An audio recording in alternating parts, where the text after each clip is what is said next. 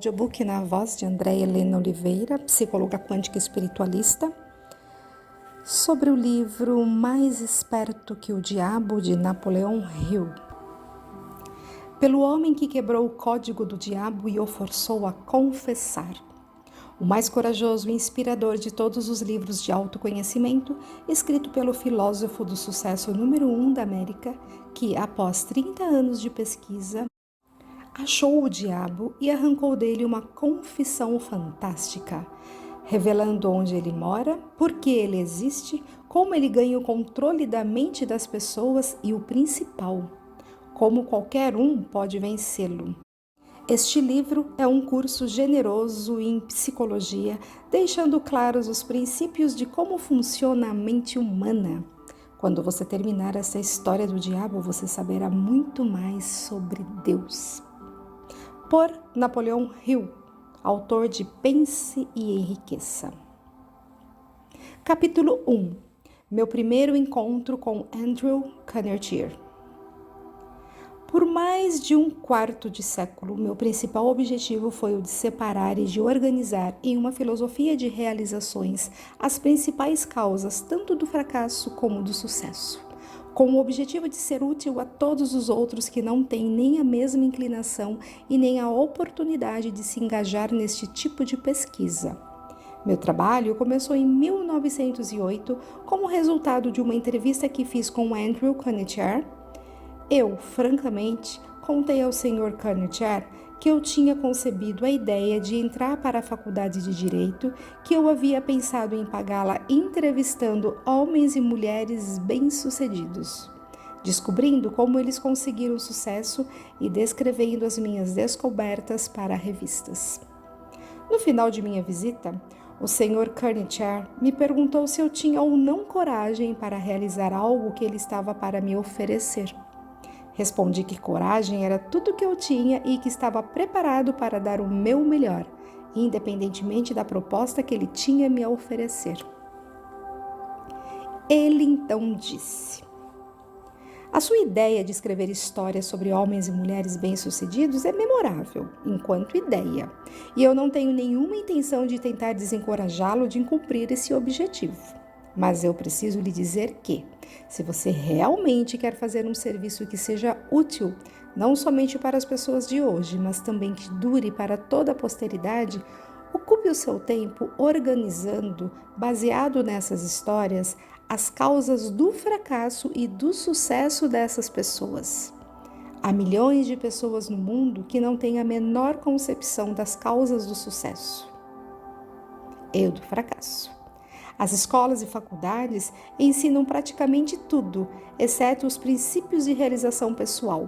Eles exigem que jovens, homens e mulheres passem de 4 a 8 anos adquirindo conhecimentos abstratos, mas não os ensinam o que fazer com este conhecimento depois de tê-lo.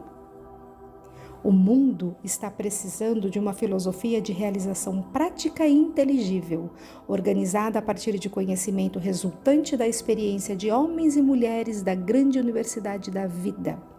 Em todo o campo da filosofia, eu não encontro nada que se assemelhe ao tipo de filosofia que tenho em mente. Nós temos muito poucos filósofos que são capazes de ensinar a homens e mulheres a arte de viver. Parece para mim que é uma oportunidade que deveria desafiar um jovem ambicioso do seu tipo, mas ambição pura não basta para essa tarefa que eu sugeri. Aquele que ousar seguir minha sugestão deverá ter coragem e tenacidade.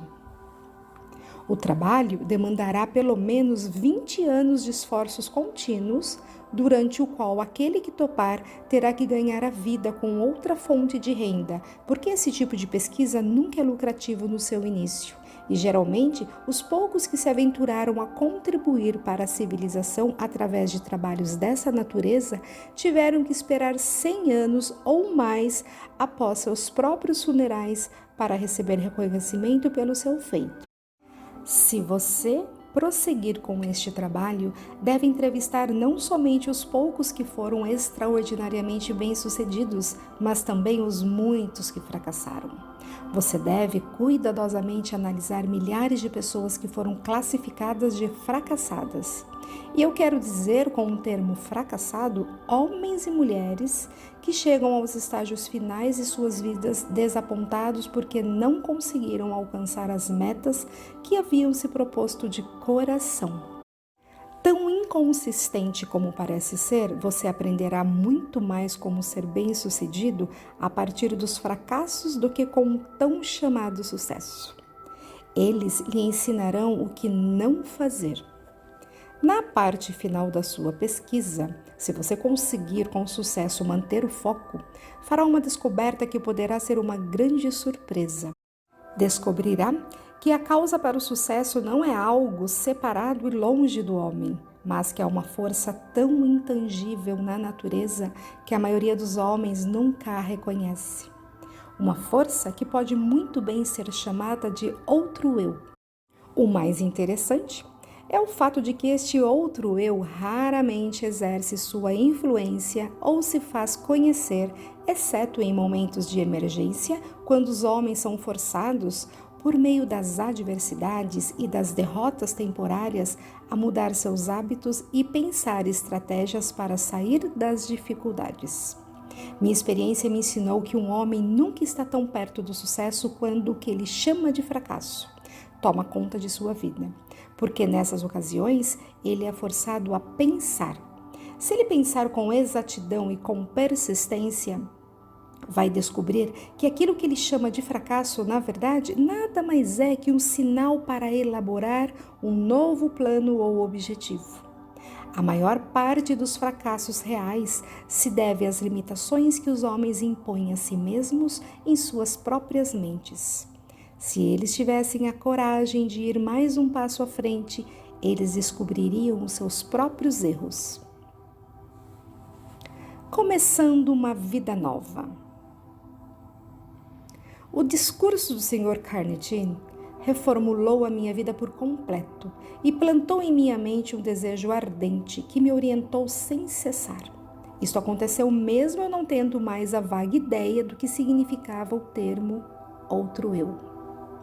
Durante o meu trabalho de pesquisa nas causas de fracasso e sucesso, tive o privilégio de analisar mais de 25 mil homens e mulheres que eram rotulados de derrotados e mais de 500 que eram classificados de bem-sucedidos. Muitos anos atrás tive meu primeiro contato com aquele outro eu que o Sr. Carnegie havia mencionado.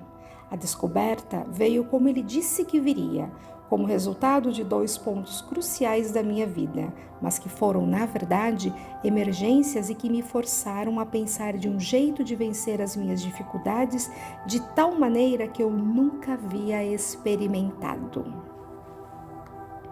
Gostaria que fosse possível descrever essa descoberta sem o uso do pronome pessoal eu, mas é impossível, visto que ela ocorreu através de experiências pessoais que não podem ser separadas. Para dar uma visão completa da descoberta, teria que voltar ao primeiro desses 2 pontos marcantes da minha vida e mostrar passo a passo essa descoberta.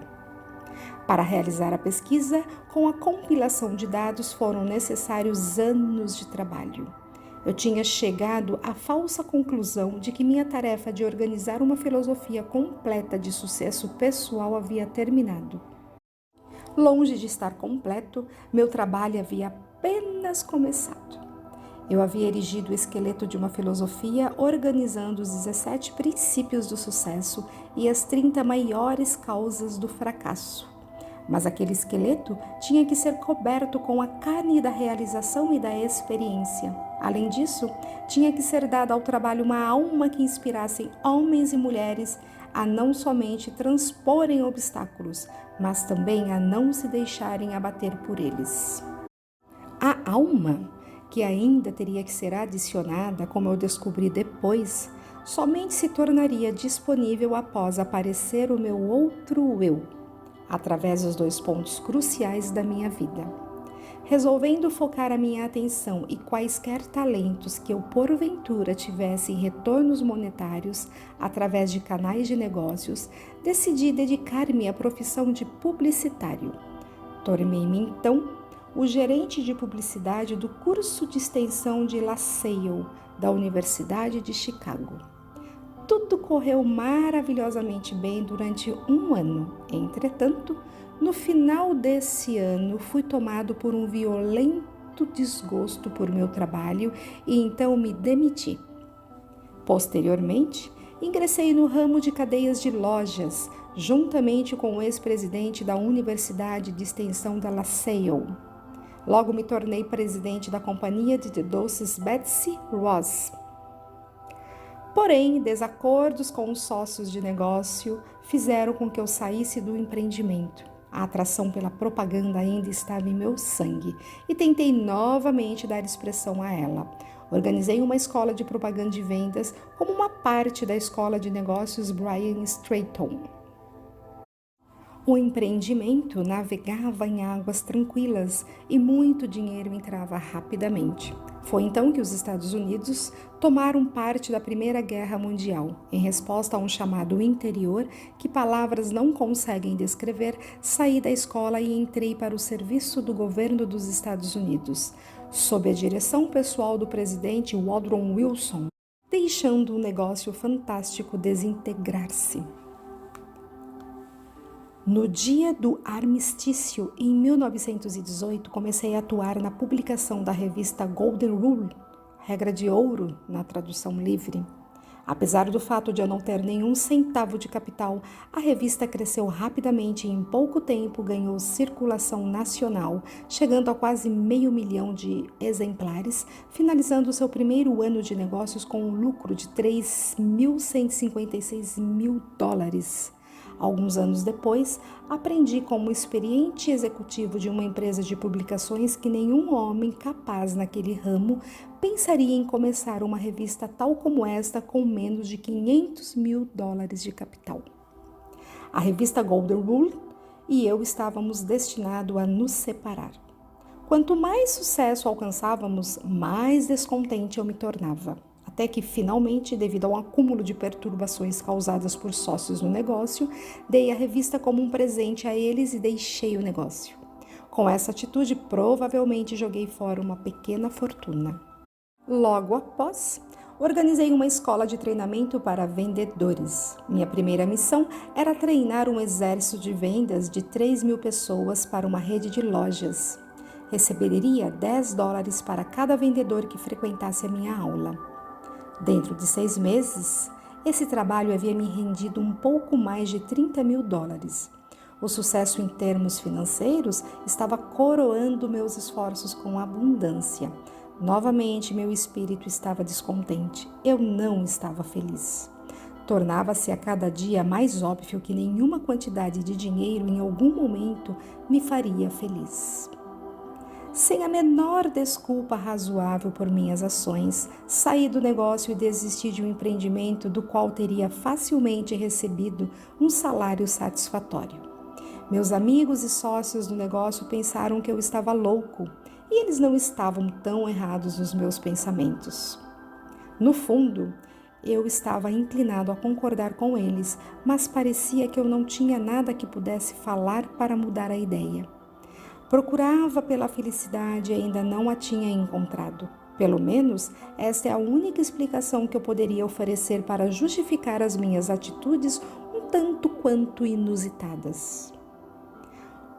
Qual o homem que realmente conhece a si mesmo? Isso aconteceu no final do outono de 1923. Eu me sentia solitário em Columbus, Ohio, sem recursos e, pior ainda, sem nenhum plano para me tirar daquela situação difícil. Na verdade, era a primeira vez na vida que eu estava acuado devido à falta de recursos. Em muitas ocasiões, já havia passado por momentos de aperto, mas nunca antes havia faltado dinheiro a tal ponto de eu não conseguir suprir as minhas necessidades pessoais. A experiência me assombrou. Eu parecia estar totalmente à margem do que poderia ou deveria fazer. Pensei em uma dúzia de jeitos de conseguir resolver os meus problemas, mas descartei-os todos. Eram impraticáveis e impossíveis de realizar. Me senti como alguém que estava perdido em uma selva, sem uma bússola sequer. Toda tentativa que eu fazia para me tirar da dificuldade acabava me trazendo de volta para o ponto de partida.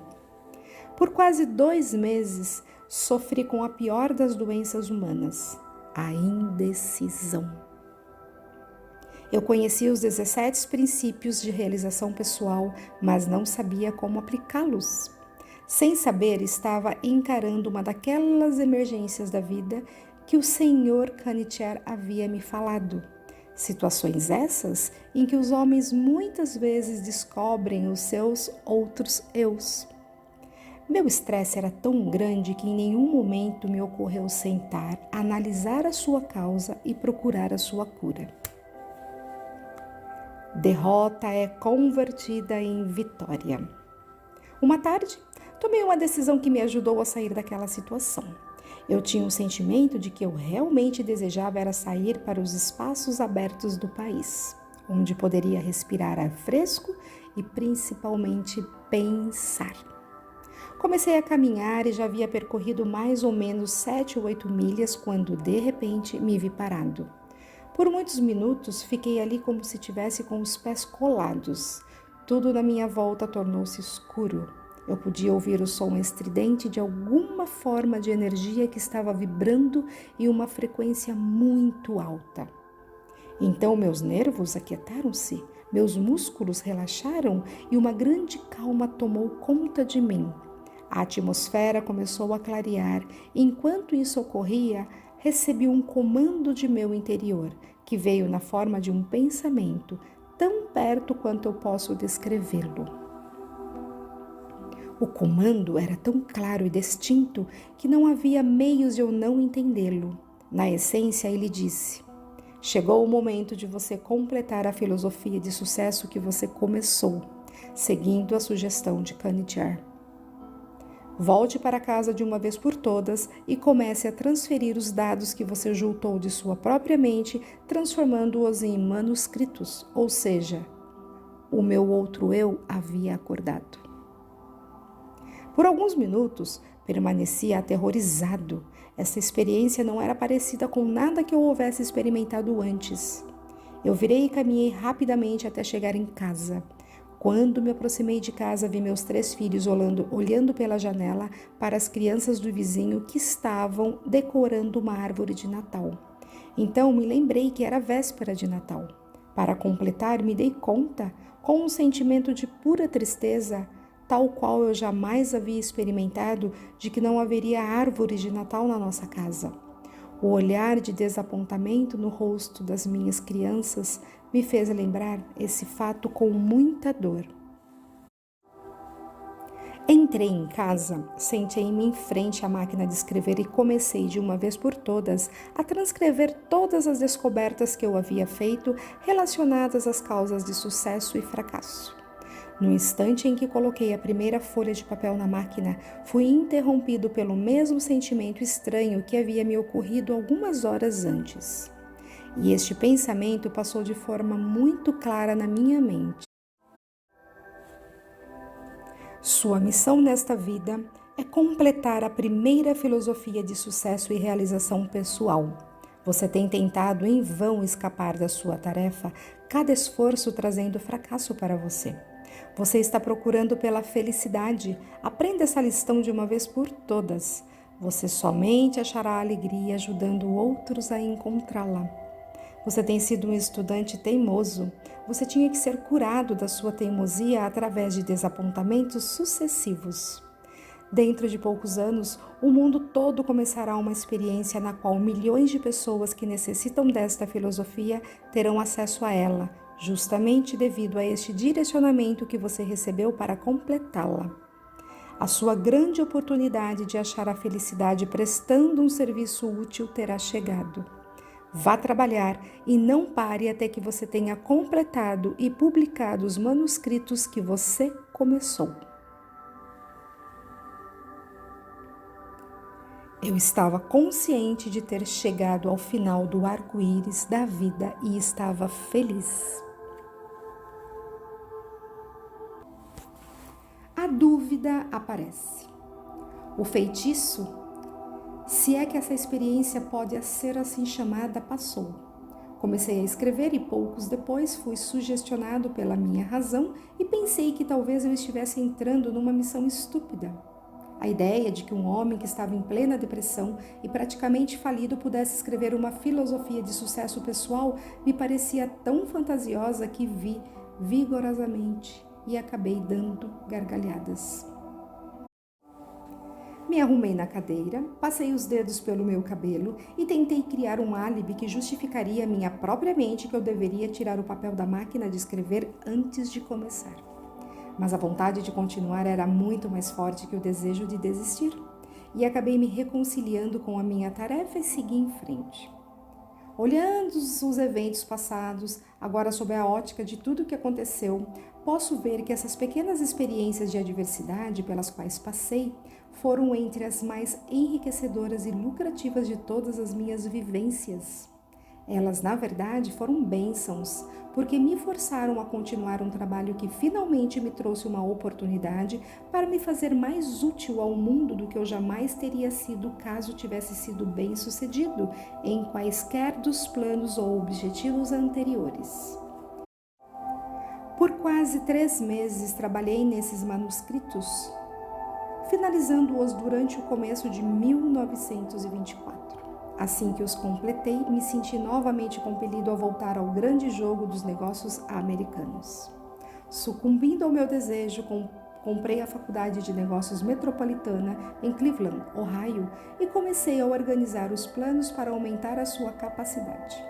No final de 1924, tínhamos desenvolvido e expandido, adicionando novos cursos. Havíamos dobrado os números, considerando o melhor momento que a escola já tinha vivido. Novamente, o germe do descontentamento começou a se fazer sentir em meu sangue. Mais uma vez, eu sabia que não poderia achar a felicidade nesse tipo de empreendimento. Repassei o negócio aos meus sócios e fui para a plataforma de palestras falando sobre a filosofia de realização e sucesso pessoal para a organização pela qual eu havia devotado tantos dos meus anos anteriores. Uma noite, estava marcado para eu palestrar em Canton, Ohio. O destino, ou quer que algumas vezes pareça moldar o futuro dos homens, não importasse o quanto eu tentasse lutar contra ele, novamente me colocou cara a cara com uma nova e muito dolorosa experiência. No meu auditório em Canton, eu estava sentado com Don R. Mellett, responsável pela publicação do Canton Daily News. O Sr. Mellett ficou tão interessado na filosofia de realização e sucesso pessoal da minha palestra naquela noite que me convidou para visitá-lo no dia seguinte. Essa visita resultou em um acordo de parceria que era para ter acontecido no dia 1º de janeiro seguinte, quando o Sr. Mellett planejava renunciar ao cargo de chefe da publicação do Daily News para se encarregar do negócio e da publicação da filosofia na qual eu estava trabalhando. Contudo, em julho de 1926, o Sr. Mellett foi morto por Pat McDermott, uma figura carimbada do submundo, em um policial de Canton, sendo ambos posteriormente sentenciados à prisão perpétua.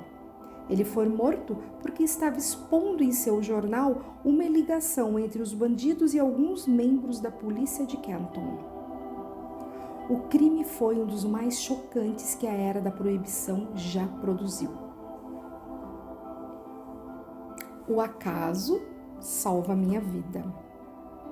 Na manhã seguinte, à morte do Sr. Mellett, fui chamado no telefone por uma pessoa desconhecida que me alertou que eu teria 1 hora para sair de Canton e de que eu poderia ir voluntariamente dentro de 1 hora, mas se eu esperasse mais tempo, eu provavelmente iria dentro de um caixão.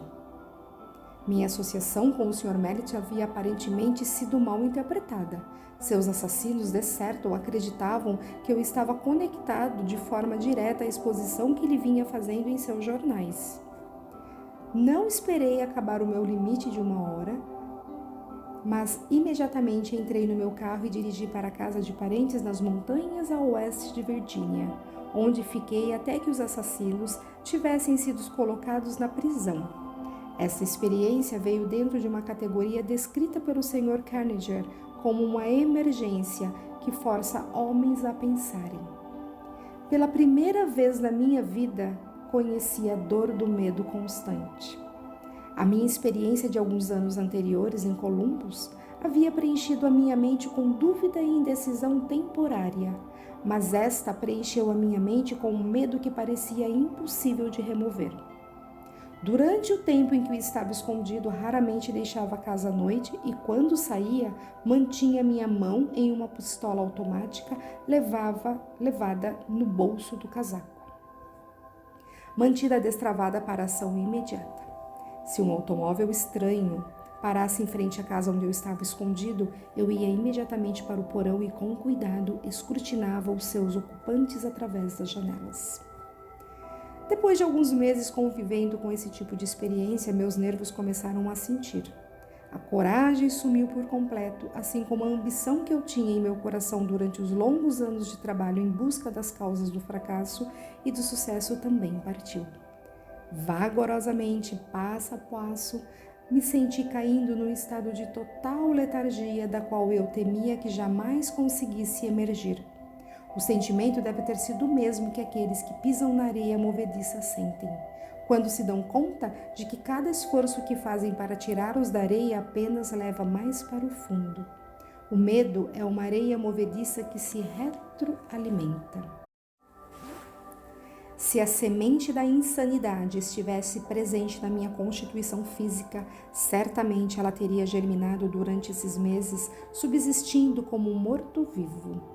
Indecisão completa, sonhos irresolutos, dúvidas e medos eram tudo que minha mente experimentava dia e noite.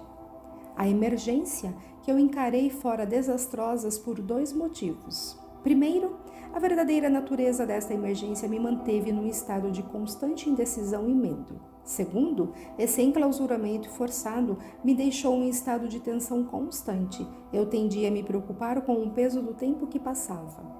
A minha faculdade da razão tinha sido quase paralisada. Me dei conta de que precisava trabalhar a minha mente para sair desse estado mental. Mas como? Os recursos que tinham me ajudado a resolver todas as emergências anteriores de minha vida parece que criaram asas e me deixaram completamente à mercê da situação. Além de todas as dificuldades que eu estava enfrentando até esse momento, outra situação que parecia mais dolorosa que todas as outras combinadas surgiu. Era a tomada de consciência de que eu havia gasto a maior parte dos meus últimos anos em busca do arco-íris, procurando aqui e lá pelas causas do sucesso e me achando agora, neste exato momento, mais fraco e incapacitado do que qualquer umas das 25.000 pessoas as quais eu havia julgado como sendo fracassos. Este pensamento era quase que enlouquecedor. Além disso, era também extremamente humilhante, porque eu estava palestrando por todo o país em escolas e faculdades e para organizações de comércio, tentando contar às outras pessoas como aplicar os 17 princípios do sucesso. Enquanto aqui estava eu, incapaz de aplicá-los para mim mesmo. Estava certo de que nunca mais poderia encarar o mundo com um sentimento de confiança. Toda vez que eu me olhava no espelho, notava uma expressão de desgosto próprio na minha face e, frequentemente, disse coisas ao homem no espelho que não devem ser escritas. Eu havia começado a tomar o lugar na categoria dos charlatões que oferecem aos outros um remédio para a cura que eles não conseguem aplicar com sucesso a si mesmos. Os criminosos que assassinaram o Sr. Mallet foram julgados e mandados para a prisão perpétua. Por isso, seria perfeitamente seguro, considerando onde eles estavam, sair do meu esconderijo e novamente tocar o meu trabalho. Contudo, não conseguia sair porque agora encarava circunstâncias mais aterrorizantes do que aquela que havia sido criada pelos assassinos. A experiência destruíra qualquer tipo de iniciativa que eu havia possuído. Eu sentia uma influência de tal modo depressiva que tudo parecia um pesadelo. Estava vivo e poderia me mover, mas não conseguia pensar em um único movimento pelo meio do qual eu pudesse continuar a procurar pela meta de que eu tinha estipulado para mim mesmo, baseado na sugestão do Sr. Carnegie. estava rapidamente me tornando indiferente não apenas a mim mesmo, mas, pior ainda, começava a me tornar mal-humorado e irritado com aqueles que haviam me oferecido abrigo durante a minha emergência. Encarei a maior emergência da minha vida. A menos que tenha passado por uma experiência similar, você não consegue imaginar como me senti. Tais experiências não conseguem ser descritas. Para serem entendidas, devem ser sentidas.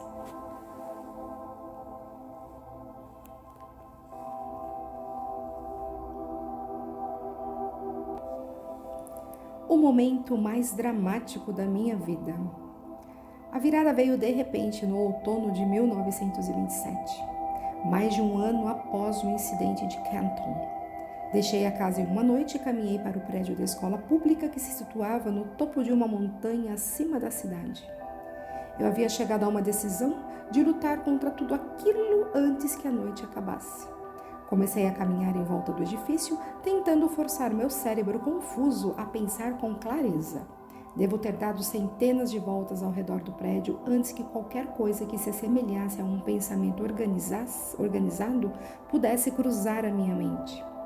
Enquanto caminhava, repetia constantemente para mim mesmo: existe uma saída e vou achá-la antes de voltar para casa. Existe uma saída e vou achá-la antes de voltar para casa. Devo ter repetido esta frase 1000 vezes. Além disso, estava decidido a fazer exatamente o que eu estava dizendo a mim mesmo. Estava totalmente desgostoso comigo mesmo, mas ensaiei uma esperança de salvação. Então, como um raio que cai de um céu claro, uma ideia explodiu em minha mente com tal força que o impulso fez com que o meu sangue subisse e descesse das minhas veias de forma abrupta. Este é o seu período de teste. Você foi reduzido à pobreza e humilhado para que pudesse ser forçado a descobrir o seu outro eu. Pela primeira vez em anos, recordei que o Sr. Carnage dissera sobre esse outro eu. Neste momento, lembrei-me que ele havia dito que eu descobriria este outro eu no final do meu trabalho de pesquisa pelas causas de sucesso e fracasso. E ainda recordei que ele disse que a descoberta normalmente viria como resultado de uma emergência, quando homens são forçados a mudar os seus hábitos e pensar formas de sair da dificuldade. Continuei caminhando ao redor da escola, só que agora eu estava flutuando. Inconscientemente, parecia saber que estava para ser liberado da prisão que havia feito a mim mesmo.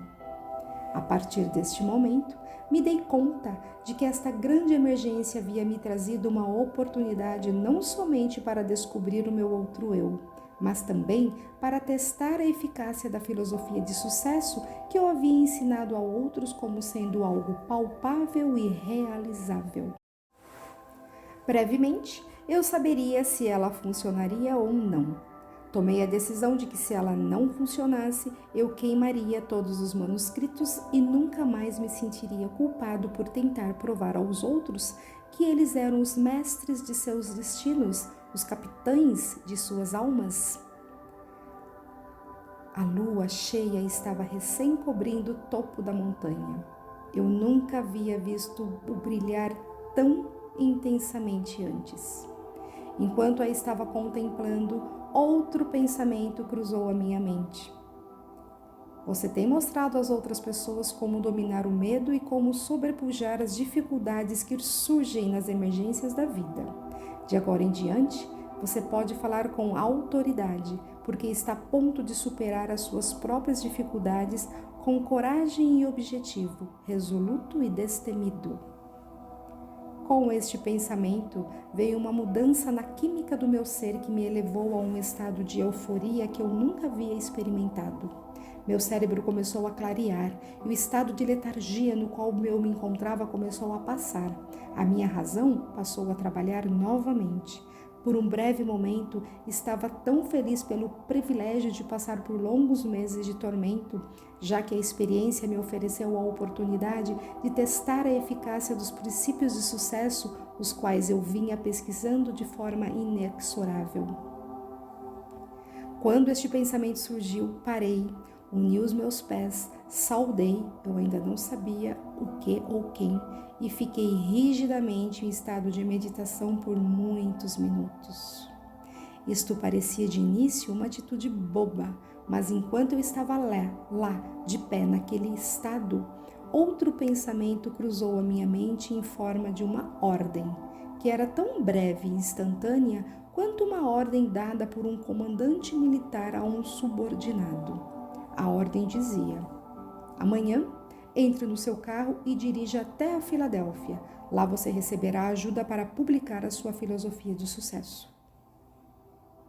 Não havia nenhuma forma de explicação em qualquer tipo de modificação da ordem. Tão logo a recebi, caminhei de volta para casa, fui para a cama e dormi profundamente com uma paz de espírito tal qual não experimentava havia mais de um ano. Quando acordei na manhã seguinte, me levantei na cama e imediatamente comecei a fazer as malas para a viagem a Filadélfia. Minha razão me dizia que eu estava embarcando numa missão sem sentido. Quem eu poderia conhecer na Filadélfia que pudesse me ajudar financeiramente a publicar 8 volumes de livros a um custo de $25.000? Eu me questionei. Instantaneamente, ouvi em minha mente a resposta para essa questão de forma tão clara como se as palavras tivessem sido ditadas em meus ouvidos. Você agora está seguindo ordens, em vez de ficar fazendo perguntas. O seu outro eu entrará no comando durante toda esta viagem. Havia outra condição que parecia fazer a minha preparação para ir a Filadélfia algo que me beirava o absurdo. Eu não tinha dinheiro. Este pensamento mal me havia ocorrido quando meu outro eu explodiu dando uma ordem enfática. Peça para o seu cunhado $50 e ele emprestará para você. A ordem parecia definitiva e final. Sem qualquer hesitação, segui as instruções. Quando pedi o dinheiro ao meu cunhado, ele disse: claro, certamente vou lhe emprestar os 50, mas você vai para tão longe, melhor levar 100. Agradeci a ele e disse que $50 seriam o suficiente. Sabia que não bastava, mas esta era a quantia que meu outro eu havia me ordenado a pedir, e foi exatamente isso que fiz. Eu estava bastante aliviado quando me dei conta de que meu cunhado não ia me perguntar por que eu estava indo para a Filadélfia. Se ele soubesse tudo o que havia se passado pela minha mente na noite anterior, talvez pensasse que eu deveria ir para um hospital psiquiátrico em vez de sair em busca do pote de ouro no final do arco-íris. Meu outro eu assume o comando. Partir com a minha cabeça me dizendo que eu era idiota e o meu outro eu me ordenando ignorar o desafio e seguir as instruções. Dirigi a noite inteira, chegando a Filadélfia na manhã seguinte. Meu primeiro pensamento foi o de procurar uma pensão onde eu pudesse alugar um quarto de $1 por dia. Neste momento, novamente o meu outro eu tomou conta e ordenou que eu me hospedasse no hotel mais luxuoso da cidade. Com um pouco mais de $40 no bolso, que era o que eu restava do meu capital, parecia mais um suicídio financeiro quando caminhei até o balcão e pedi um quarto. Ou devo dizer, quando comecei a pedir por um quarto, meu recém-descoberto outro eu me ordenou a pedir a melhor de todas as suítes. O custo dessa suíte consumiria o meu capital em 2 dias. Obedeci. O carregador de malas pegou a minha bagagem, me entregou o ticket do estacionamento de meu automóvel e me conduziu até o elevador como se eu fosse o príncipe de Gales. Era a primeira vez em mais de um ano que um ser humano havia demonstrado tal deferência para comigo.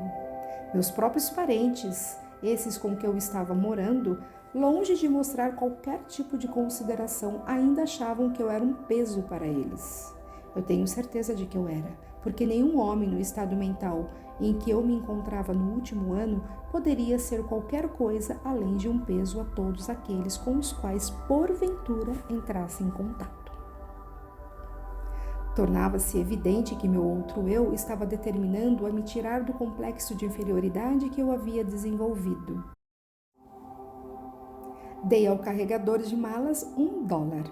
Quando comecei a estimar quanto seria minha conta do hotel até o fim de semana, Quando então o meu outro eu ordenou que eu limpasse completamente a minha mente de quaisquer pensamentos de limitação e que conduzisse a minha vida a partir daquele momento, como se tivesse todo o dinheiro que quisesse nos meus bolsos. A experiência pela qual estava passando era um tanto nova quanto estranha para mim. Nunca consegui ser mais do que eu acreditava que eu poderia ser. Por quase meia hora, este outro eu me deu ordens que segui à risca durante o período de minha estada na Filadélfia. As instruções que recebi por meio desses pensamentos se apresentaram à minha mente com tal força que eles eram facilmente distinguíveis de pensamentos normais criadas pelo meu eu tradicional. Eu recebo ordens estranhas de uma fonte estranha. Minhas instruções começaram desta forma. A partir deste momento, você está completamente no comando do seu outro eu.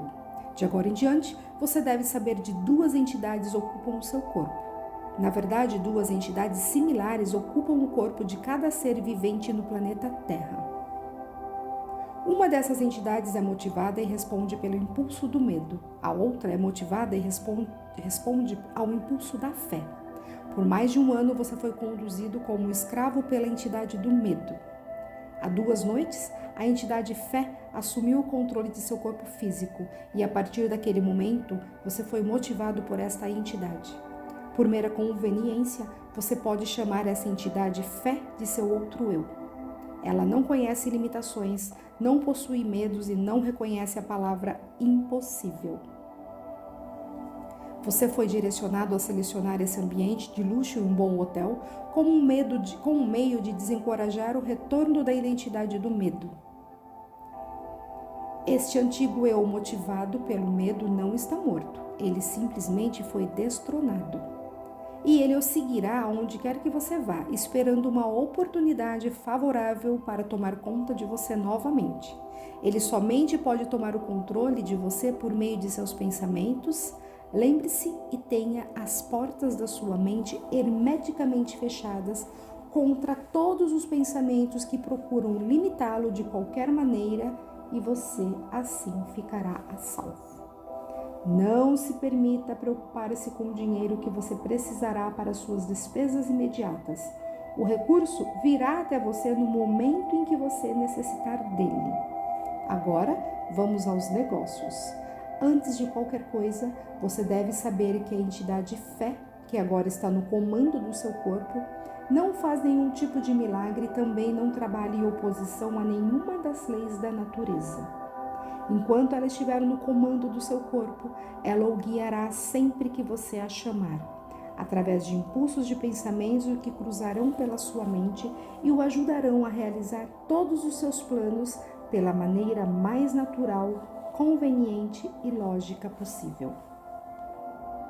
Acima de qualquer coisa, tenha este fato claramente fixado na sua mente, que o seu outro eu não fará o trabalho por você.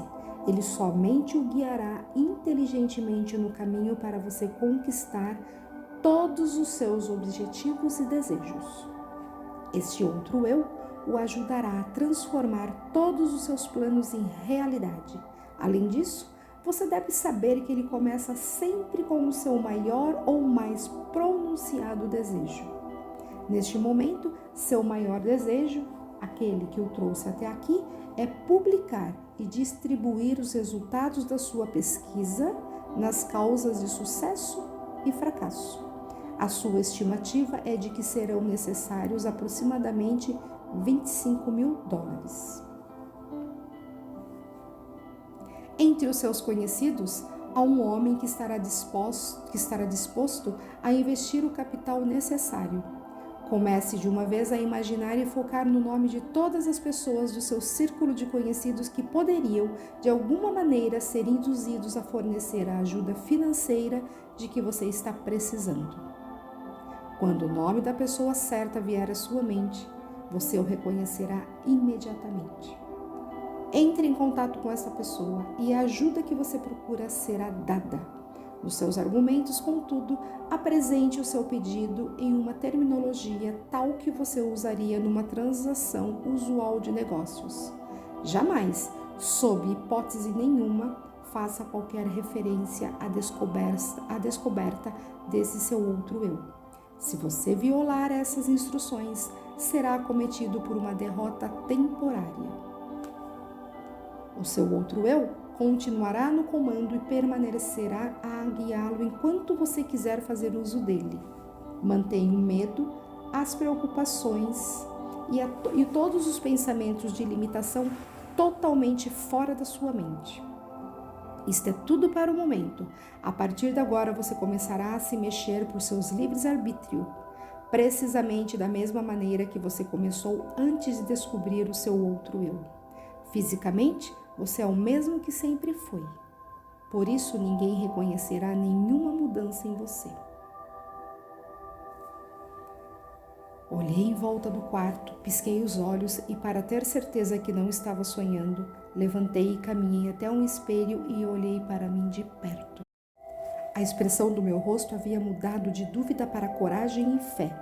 Não havia mais qualquer sinal de dúvida na minha mente, visto que o meu corpo físico estava sob uma influência muito diferente daquela que havia sido destronada 2 noites antes, enquanto eu caminhava na escola na West Virginia. Capítulo 2. Um novo mundo se revela para mim.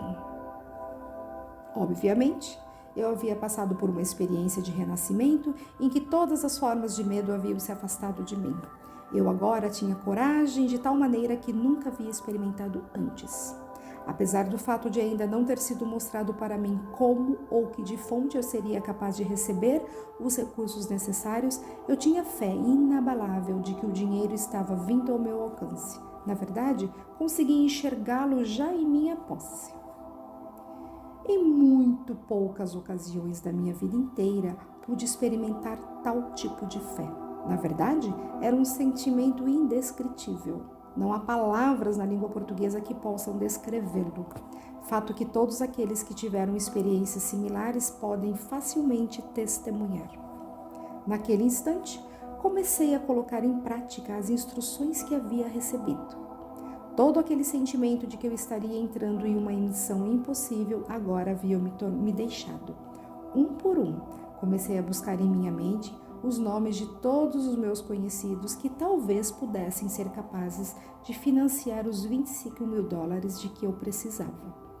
Começando com o nome de Henry Ford e passando por toda a lista de mais de 300 pessoas, meu outro eu simplesmente disse: continue procurando. A hora mais escura é justamente um pouco antes da aurora.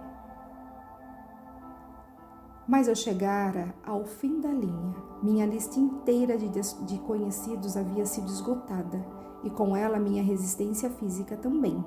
Eu estava trabalhando, concentrando a minha mente naquela lista de nomes por basicamente 2 dias e 2 noites, parando somente para dar alguns cochilos. Recostei-me na cadeira, fechei meus olhos e entrei numa espécie de transe por alguns minutos. Fui acordado pelo que parecia ser uma explosão no quarto. Conforme ganhei consciência, o nome Albert Pelton apareceu em minha mente. E com ele um plano que eu soube instantaneamente ser o plano que me faria ter o sucesso em persuadir o Sr. Pelton a publicar os meus livros. Eu me lembrei do Sr. Pelton somente com o editor da revista Golden Rule, aquela que eu havia publicado em anos anteriores. Eu me sentei, peguei a máquina de escrever e enderecei uma carta ao Sr. Pelton em Miranden, Coconut, e descrevi o plano da mesma maneira que ele havia sido entregue para mim. Ele respondeu por telegrama, dizendo que estaria na Filadélfia para me ver no dia seguinte. Quando ele chegou, mostrei a ele os manuscritos originais da minha filosofia e brevemente expliquei qual seria a sua missão. Ele pegou os manuscritos, folheou algumas páginas por alguns minutos, então parou de repente com os olhos fixos na parede por alguns segundos, disse: eu publicarei os livros para você. O contrato foi assinado, uma quantia substancial de royalties me foi paga e os manuscritos foram entregues a ele, que os levou para Mirden. Eu não perguntei a ele o que o fez tomar decisão de publicar os meus livros antes mesmo de tê-los lido. O que sei é que ele me forneceu o capital necessário, imprimiu os livros e me ajudou a vender milhares deles para sua própria clientela de compradores de livros, espalhados em praticamente todos os países de língua inglesa no mundo. Meu outro eu se sai bem.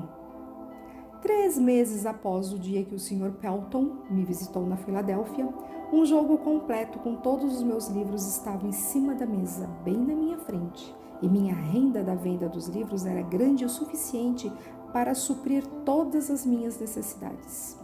Esses livros agora estão nas mãos de todos os meus estudantes do mundo inteiro. Meu primeiro cheque de royalties, referente à venda dos meus livros, alcançou a quantia de $850.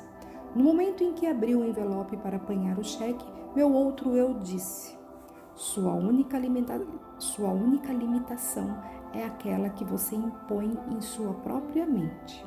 Sua única limitação é aquela que você impõe em sua própria mente.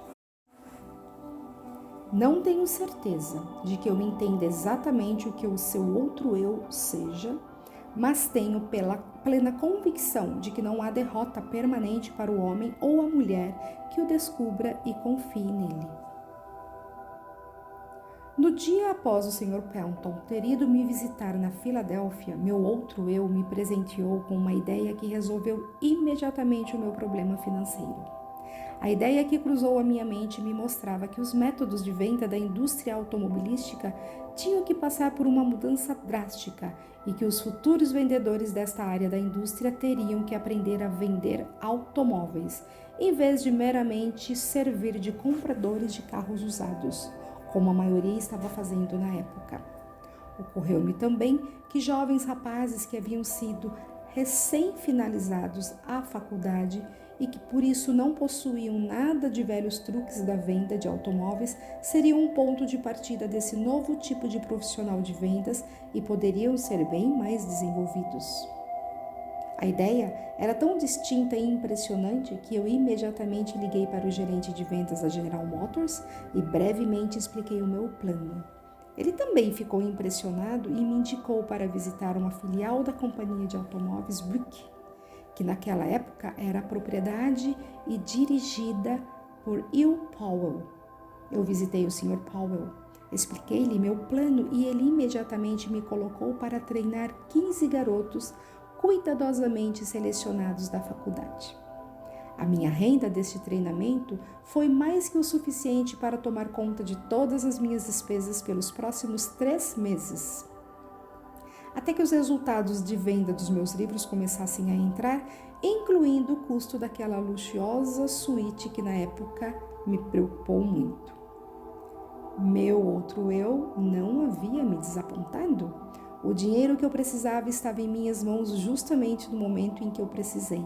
Neste momento, fui convencido de que minha viagem para a Filadélfia não era, sob hipótese nenhuma, uma missão sem sentido, conforme minha razão havia indicado antes de partir do oeste da Virgínia. Daquele momento em diante, até este exato minuto, tudo o que eu precisei veio até mim. E isso, mesmo considerando que o mundo inteiro recentemente passava por um período de depressão econômica, quando mesmo as necessidades básicas não estavam disponíveis para muitas pessoas. Em alguns momentos, a chegada de coisas materiais das quais eu precisei veio um pouco tarde, mas posso com toda certeza dizer que o meu outro eu sempre me encontrou no cruzamento e por sua vez sempre me indicou pelo qual caminho eu deveria seguir. O outro eu não possui precedentes, não reconhece nenhum tipo de limite e sempre acha um modo de satisfazer nossos desejos. Ele pode se deparar com derrotas temporárias, mas nunca com um fracasso permanente. Tenho tanta certeza disso que estou afirmando quanto o fato de estar aqui escrevendo estas linhas. Enquanto isso, Sinceramente, espero que alguns dos milhões de homens e mulheres que foram atingidos pela depressão econômica ou outros dissabores da vida descubram dentro de si mesmos essa estranha entidade que eu chamo de meu outro eu, e que esta descoberta os guie, como me guiou a um intenso e próximo relacionamento com essa fonte de energia que supera obstáculos e resolve todas as dificuldades, em vez de ser derrotada por elas. Há uma grande força a ser descoberta no seu outro eu. Procure com todo o seu ser e você o achará.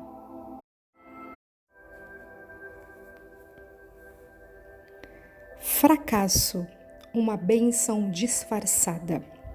Fiz outra descoberta como resultado dessa apresentação ao meu outro eu, ou seja, há uma solução para cada problema legítimo, não importa quão difícil o problema pareça ser.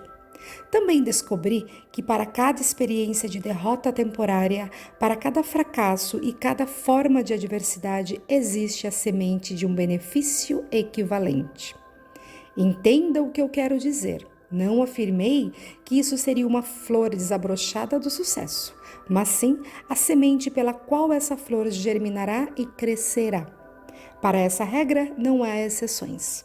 A semente da qual eu falo nem sempre pode ser observada, mas pode ter certeza de que ela está lá, de uma forma ou de outra. Não pretendo entender tudo sobre essa estranha força que me reduziu à pobreza, a uma situação de necessidade e medo e então fez renascer uma fé dentro de mim, através da qual tive o privilégio de ajudar a dezenas de milhares de pessoas que se achavam descendo a ladeira.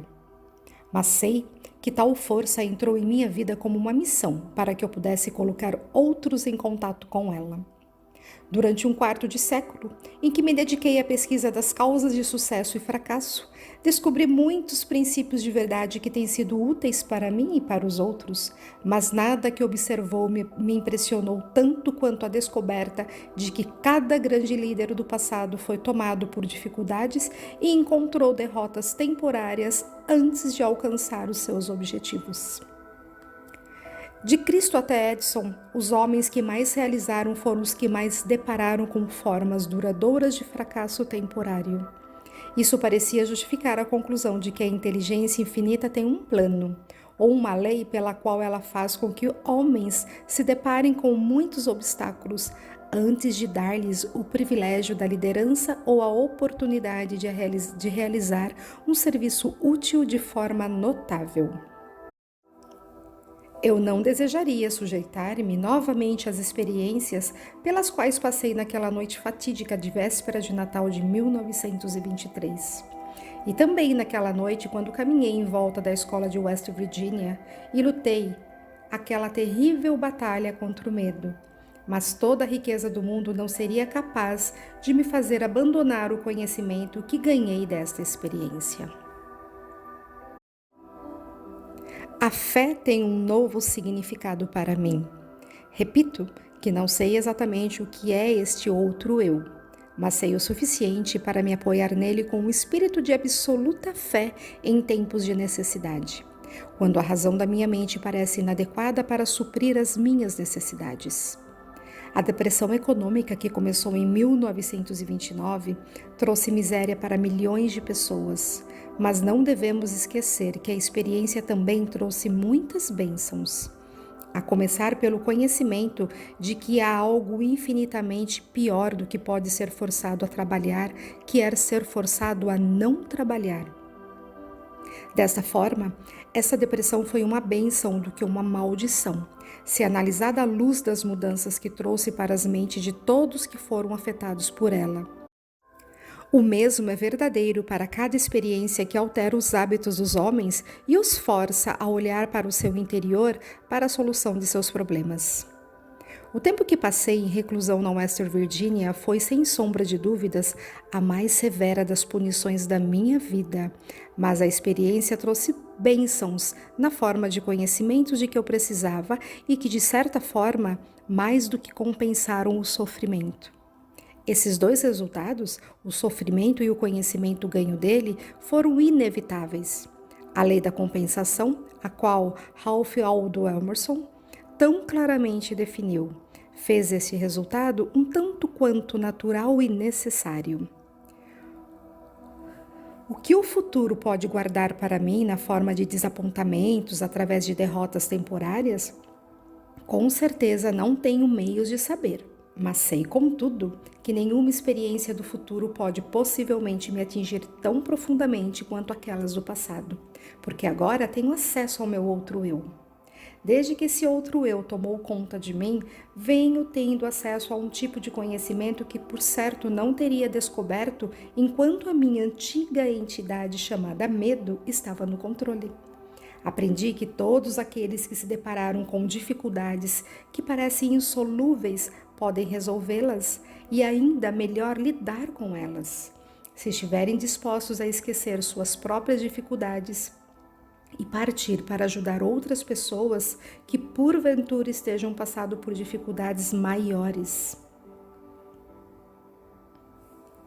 O valor de dar antes de tentar conseguir.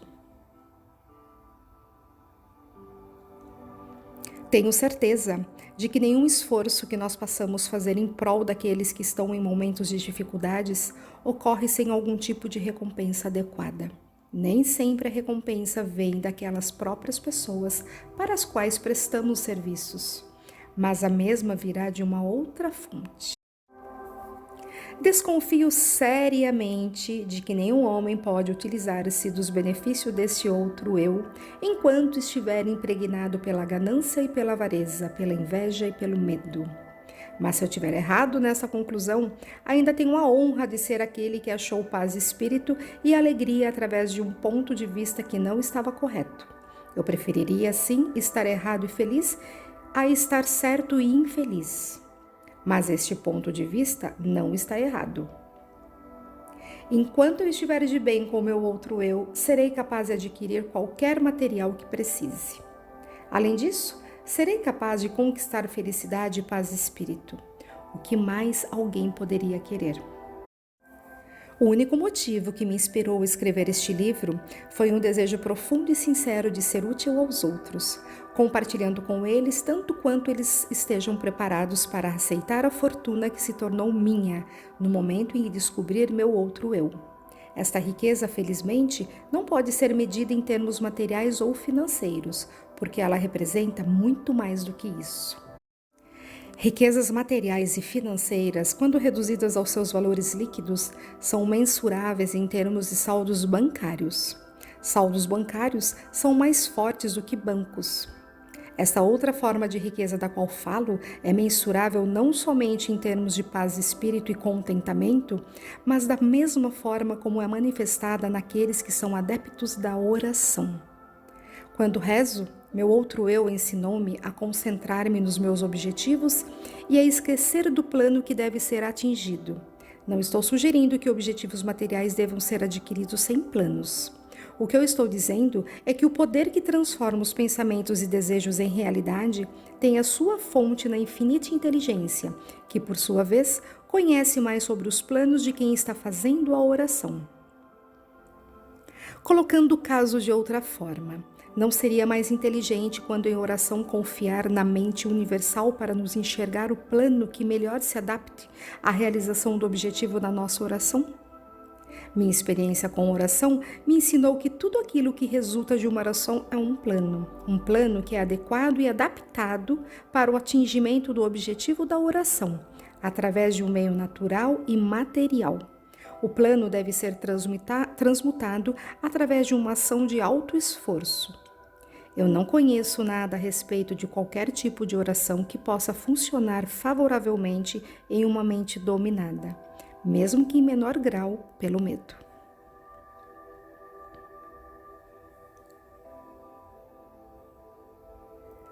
Um novo meio de orar. Desde que me tornei íntimo do meu outro eu, minha forma de orar modificou-se. Eu costumava rezar somente quando encarava dificuldades. Agora, rezo antes da dificuldade quando possível. Eu agora rezo não mais pelos bens e pelas grandes bênçãos desse mundo, mas para ser merecedor de tudo que já possuo. Acho que este meio de orar é melhor do que o antigo. A inteligência infinita parece não ficar ofendida quando rendo graças e mostro que sou grato por todas as bênçãos que coroaram meus esforços. Fiquei maravilhado quando primeiro tentei este plano de oferecer uma oração de agradecimento por tudo que eu já possuía, pois assim descobri a vasta riqueza de que já dispunha e não apreciava.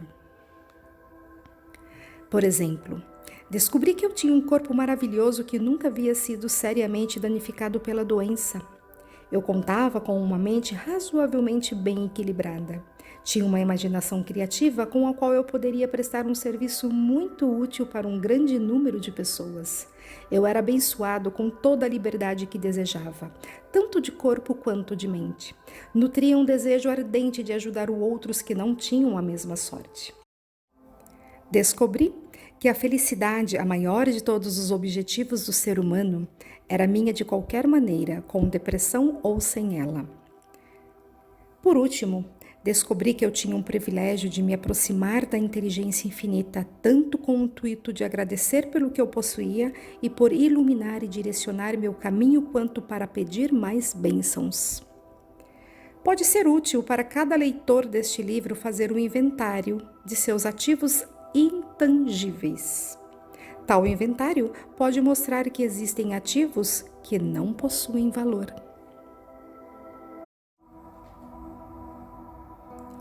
Alguns sinais que nós subestimamos.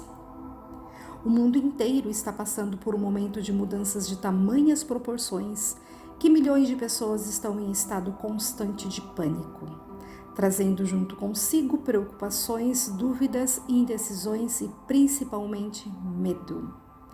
Parece-me que agora é o momento certo para todos aqueles que, por alguma razão, encontram-se naquele cruzamento da dúvida e da incerteza, para que conheçam e tornem-se íntimos de seus outros eus.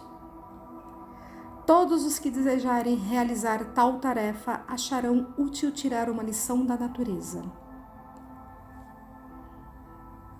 A observação mostrará que as estrelas eternas brilham todas as noites nos seus devidos lugares, que o Sol continua mandando seu raio de luz e calor, provendo a Mãe Natureza com abundância de comida e energia, que a água continua a correr de sua nascente na montanha, que os pássaros e os animais selvagens da floresta recebem condições adequadas e satisfatórias de alimento, que após um dia de trabalho vem a noite para descansarmos, que após o movimentado verão vem o inverno de calmaria, que as estações vão e vêm exatamente como faziam antes da crise de 1929 chegar, que na verdade somente as mentes dos homens deixaram de funcionar normalmente.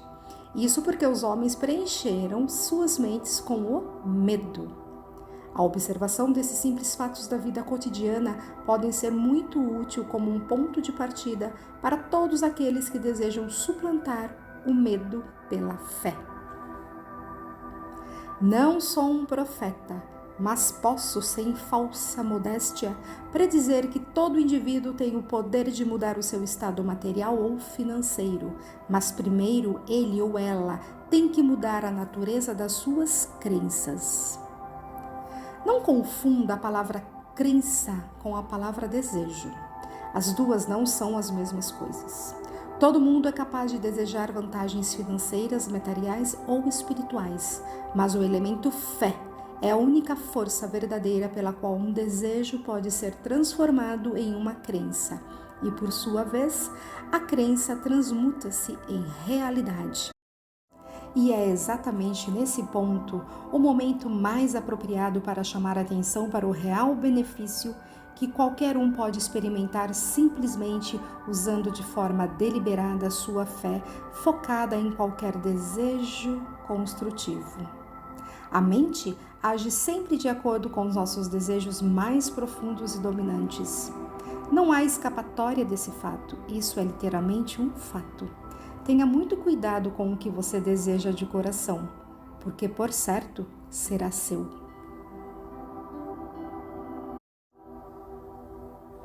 A fé é o começo de toda grande realização. Se Thomas Edison tivesse parado, simplesmente desejando conhecer o segredo pelo qual a energia elétrica fazia com que a lâmpada incandescente acendesse, toda a conveniência que as suas descobertas trouxeram para a civilização teria permanecido como segredos da natureza. Ele encontrou-se com um fracasso temporário por mais de 10.000 vezes antes de finalmente conseguir arrancar esse segredo da natureza. Até que finalmente ela cedeu para ele, porque ele acreditou que conseguiria e, o mais importante ainda, continuou tentando até que conseguiu a resposta. Edison descobriu mais dos segredos da natureza. Eles teriam sido chamados de milagres em um período anterior, no campo da física, do que qualquer outro homem que já viveu. E isso porque ele ficou íntimo do seu outro eu. Eu ouvi isso da boca do próprio Edison, mas mesmo que eu não tivesse ouvido, as suas realizações por si mesmas revelaram esse segredo. Nada dentro da razão é impossível para o homem ou a mulher que acredita e confia no seu outro eu. Tudo em que um homem ou uma mulher acreditar ser verdadeiro, a partir daquele instante começa a se tornar verdadeiro. Uma oração é uma expressão do pensamento, algumas vezes expresso em palavras audíveis e outras vezes expresso silenciosamente. Observei por experiência própria que uma oração silenciosa é tão eficaz quanto uma oração expressa em palavras. Observei também que o estado de espírito de quem está rezando é o fator determinante para a oração funcionar ou não. Minha concepção do novo outro eu, que tenho tentado descrever, é que ele simboliza meramente um novo modo de se chegar à inteligência infinita, o modo pelo qual se pode controlar e direcionar o simples processo de combinar a fé com os pensamentos. Isso é somente outra maneira de dizer que agora tenho muito mais fé no poder da oração. O estado de espírito conhecido como fé aparentemente abre o meio para um sexto sentido, através do qual se pode comunicar com fontes de poder e informação que ultrapassam e muito os nossos 5 sentidos. O desenvolvimento desse sexto sentido vem sempre para a sua ajuda, e ele é, na verdade, uma estranha força que vamos assumir, é um anjo da guarda que pode abrir para você, sempre que quiser, a porta para o templo da sabedoria. O sexto sentido é a experiência mais próxima a que já cheguei de algo que se possa chamar de milagre. E ele parece ser dessa forma, talvez porque eu não entenda exatamente o método pelo qual esse princípio funciona. O que eu realmente sei é que existe uma força ou uma causa central primeira, ou uma inteligência que permeia cada átomo da matéria e faz parte de cada unidade de energia perceptível pelo homem. E que essa infinita inteligência converte ramos em árvores, faz com que a água escorra dos montes em resposta à lei da gravidade, faz a noite após o dia, o inverno após o verão, cada um mantendo seu próprio lugar e funcionando de forma harmoniosa, bem como o relacionamento entre si. Esta inteligência ajuda a transformar desejos em formas concretas ou materiais. Tendo este conhecimento porque eu o experimentei, é por isso que eu os tenho. Por muitos anos, venho mantendo o hábito de fazer um inventário de toda a minha vida pessoal, uma vez por ano, com o objetivo de determinar quanto de minhas fraquezas consegui ultrapassar ou eliminar, e também para calcular quanto progresso, se é que eu tive algum, fiz durante o ano.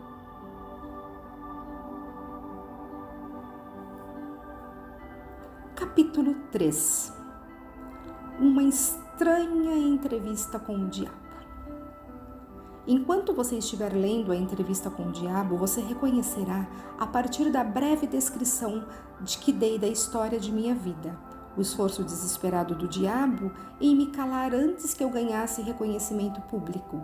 Você entenderá também, após ler a entrevista com o diabo, por que a entrevista tinha que ser precedida por essa história pessoal.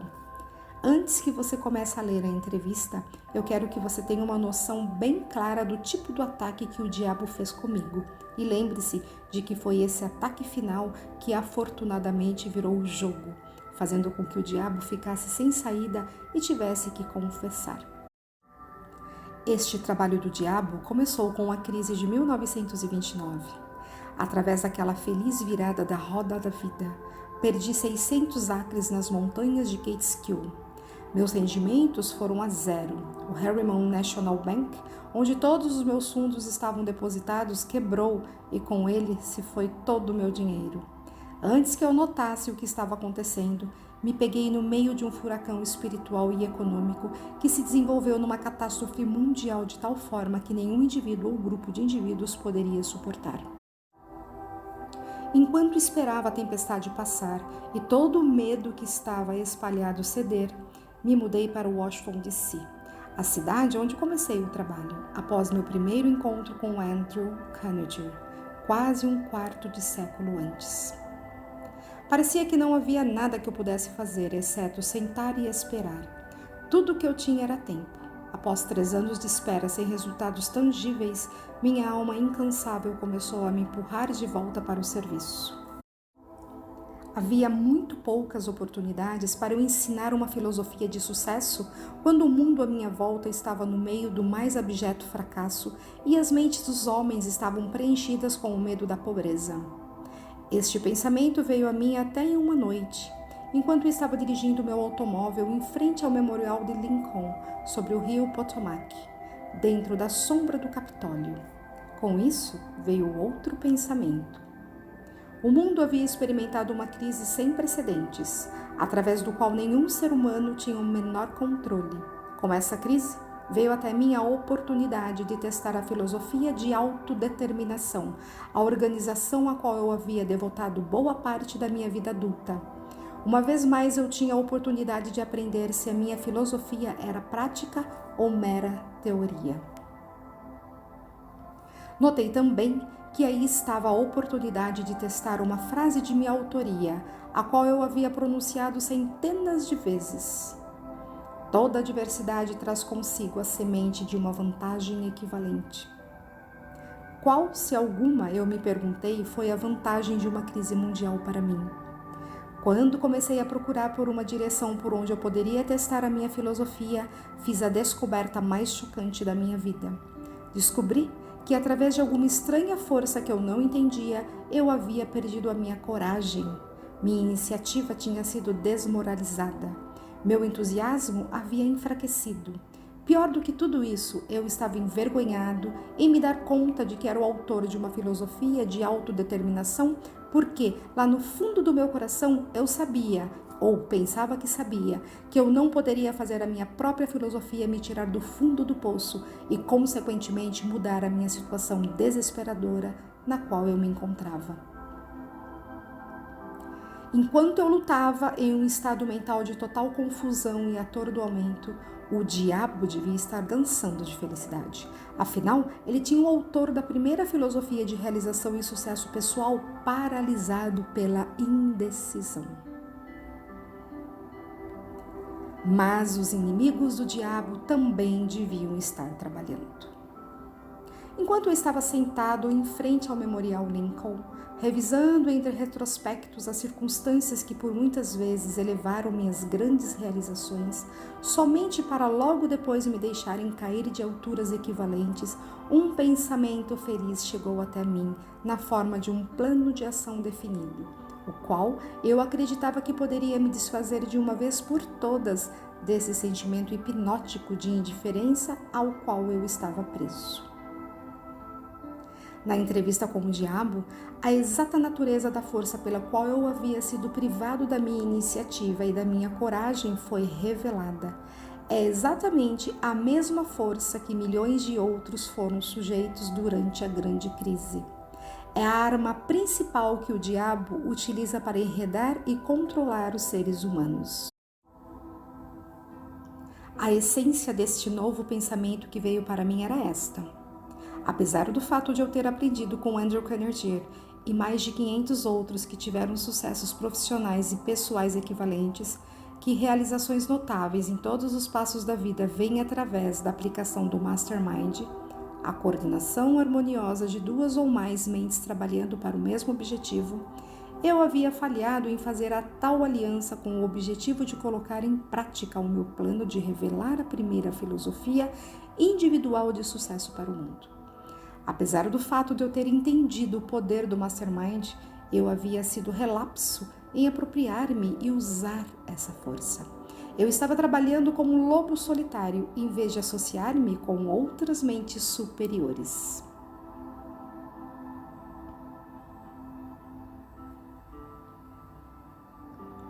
Uma análise. Vamos agora brevemente analisar essa estranha entrevista que você está prestes a ler. Alguns irão perguntar após terminá-la: você realmente entrevistou o diabo ou você meramente entrevistou um diabo imaginário? Alguns talvez desejem a resposta a essa questão antes mesmo de começar a entrevista. Responderei da única e mais honesta maneira que poderia, dizendo que o diabo que entrevistei pode ter sido real tanto quanto ele dizia ser, ou ele pode ter sido uma criação da minha própria imaginação. Seja lá o que ele disse, real ou imaginário, é de muita pouca importância se comparado com a natureza e com o conteúdo das informações contidas na entrevista.